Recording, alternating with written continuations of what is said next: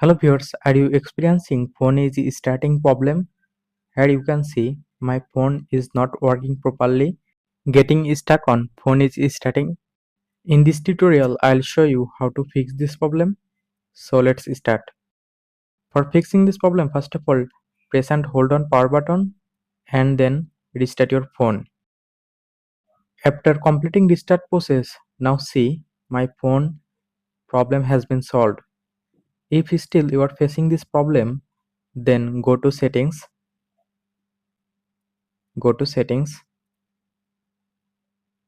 and then go to about section. From here check your phone software version and make sure your phone software version is updated in latest version, and then restart your phone by pressing power button 3 or 4 times. After this step your problem will be solved successfully. Thanks for watching. Don't forget to like and subscribe.